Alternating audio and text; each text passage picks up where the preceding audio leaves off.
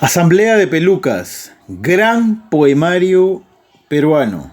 Puedes encontrarlo gratuitamente en el blog El Confrontador y en el canal de YouTube Boost Women and Words. Por supuesto, también en este canal de TikTok, donde día con día leemos 4 poemas de este magnífico libro.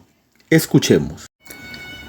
La noche nos regaló su límite oscuro, nos ató con un nudo de calor a lo desconocido, nos igualó la noche del sábado con la mañana del lunes, fue una noche que nos llevamos al amanecer. Tus lúcidos nervios motivaron el cansancio de mis temores y remordimientos.